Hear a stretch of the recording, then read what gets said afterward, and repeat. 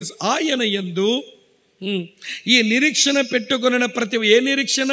యేసయ్య వస్తాడు, నేను ఎత్తబడతాను, ఆయన చూస్తాను, ఆయన పోలి ఉంటాను అనే నిరీక్షణ పెట్టుకున్న ప్రతి వాడును ఆయన పవిత్రుడై ఉన్నట్టుగా తన్ను తాను పవిత్రునిగా చేసుకొనను. పవిత్రమైన జీవితం కొరకు మంటుందా? నాకు మరి విడ్డూరం అనిపించింది ఒక వచనం చదివినప్పుడు.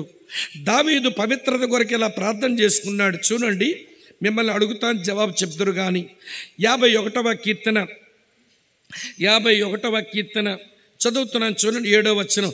నేను పవిత్రుడగునట్లు, చూస్తున్నారా లేదా? 51:7 నేను పవిత్రుడనగునట్లు ఇస్సోపుతో నా పాపం పరిహరించుము, హిమమ కంటెను నేను తెల్లగా ఉండునట్లు నీవు నన్ను కడుగుము. హిమమే తెల్లగా ఉంటుంది కదా, హిమమ కంటే తెల్లగా ఉండడం ఏమిటి?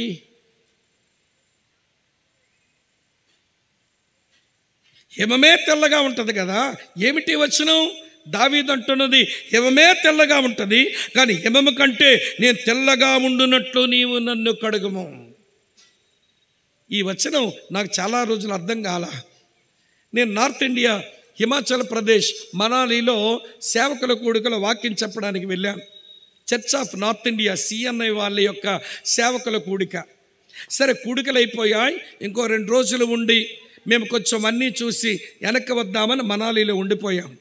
నేను, నాతో పాటు 2 అన్నయ్యలు సేవకులు, మేము 3 ఉండిపోయాం. మేమంతా కలిసి రోహతంగ్ పాస్ అనగా కార్గిల్ వారు జరిగిందే ఆ దారిని కొంచెం చూసొద్దామని పోయినాం. అక్కడ చాలామంది గుర్రాల మీద, ఏమంటే వినండి ప్రియమైన స్నేహితులు, మంచులో ఆడుకుంటున్నారు. వాళ్ళిద్దరు పెద్దోళ్ళు, కానీ నాకు కొంచెం ఆడాలనిపించింది. సరే, వాళ్ళు ఆ మంచును తీసి ఇట్లా బంతుల్లా చేసుకుని ఒకరు కొట్టుకుని ఆడుకుంటారు వాళ్ళు. సరే, మేము ఏమండి వయసు కాదు, మనసు లేదు, కానీ సరే కొంచెం నేను కొంచెం కుర్రోడ్ని కదా, నేను కొంచెం మంచు తీసి ఇలాగా ఒక ఉండ చుట్టాను, బంతిలాగా చుట్టి ఇలా చూసేసరికి తెల్లని మంచు, కానందులో చిన్ని నలతలు కనబడుతున్నాయి. అక్కడ దేవుడు నాతో మాట్లాడు, స్వామి ఈ వచనం నాకు అర్థం కాలేదని అన్నావు కదా, ఏంటి 51వ కీర్తన 7వ వచనం హిమమ కంటే తెల్లగా ఉండునట్లని అడిగావు కదా, నాకు ఆలోచించి ఒకసారి అంటే ఆ ముద్దను ఎట్లానా పట్టుకొని చూస్తుంటే నలతలు కనబడుతున్నాయి. అంటే తెల్లని మంచులో కూడా, ఆ తెల్లని హిమములో కూడా కంటికి కనబడని చిన్ని నలతలు ఉంటాయి. దావీదు పవిత్రత కొరకు ఏమడిగినాడంటే ఆ నలతలు కూడా నా జీవితంలో ఉండకూడదు. అది దావీదు చేసిన ప్రార్థన. హిమము కంటే తెల్లగా ఉండునట్లు నన్ను కడుగు, ఇస్సోపుతో నన్ను పాపాన్ని పరిహరించు, నన్ను పవిత్రుడుగా చెయ్యి.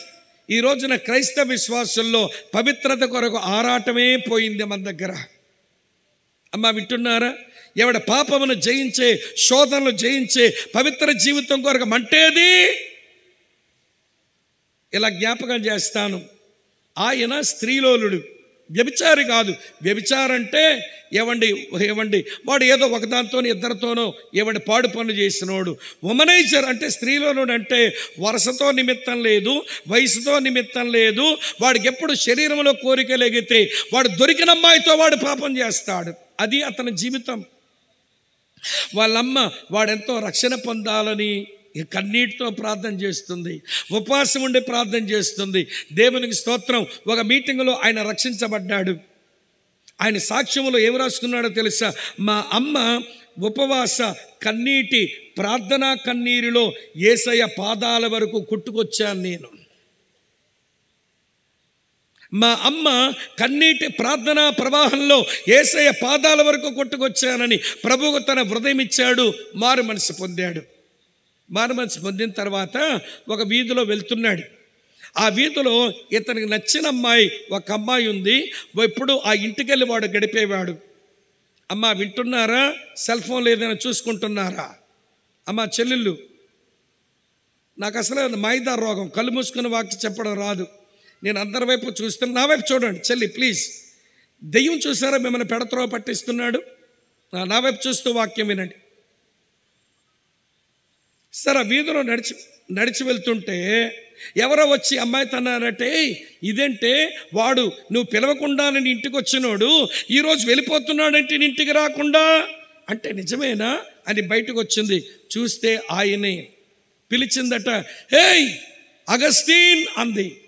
అతను ఇలా ఒక వెనక్కి తిరిగి ఒక చిన్న నవ్వు నవ్వి మళ్ళీ ముందుకు అడుగేశాడు. ఈమెకు మళ్ళీ ఆశ్చర్యం అనిపించింది.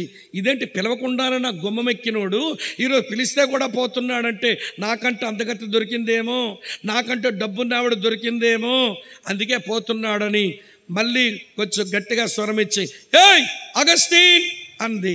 మళ్ళీ వెనక్కి తిరిగాడు, ఒక నవ్వు నవ్వాడు, మళ్ళీ ముందుకే అడుగులు వేస్తున్నాడు.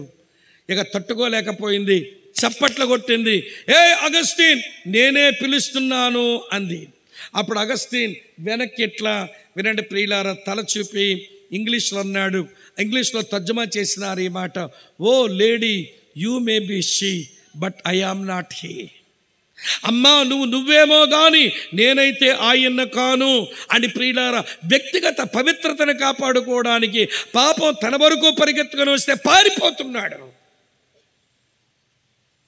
ఈ రోజున క్రైస్తవ విశ్వాసులకు ఈ పవిత్రత కొరకు జాగ్రత్త లేక వ్యక్తిగత పవిత్రతను కోల్పోయి ఇంటికి చెడ్డ పేరు తెచ్చి సంఘానికి అపకీర్తి మిగిల్చి దేవుణ్ణి దుఃఖపెట్టి అమ్మా నాన్న ఏడిపించి బతుకుతున్నారు యవనస్తులు ఈ రోజుల్లో. ఏది పవిత్రత కొరకు నీకు మంట? వింటున్నారా లేదా? ఈ రోజున వ్యక్తిగత పవిత్రత కొరకు ఆరాటం లేక లోపలే ఏమండి, ఈరోజు మీ చేతుల్లో డివైస్ చూస్తున్నారే, దాంట్లోంచి మీ కళ్ళల్లోంచి పాపముచ్చు లోపల కూర్చుంటుంది. నగ్నమైన దృశ్యాలు చూసుకుని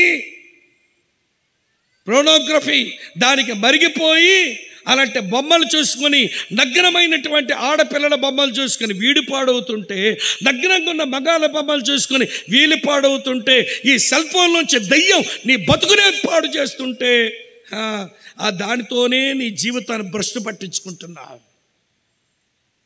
నిజం కాదా? నీ మనస వేశ్య అయిపోయింది. మానసిక వ్యభిచారం ఇది చూస్తూ ఉంటే జరిగేది శారీరక వ్యభిచారం కాదు, మెంటల్ అడల్టరీ, మానసిక వ్యభిచారం.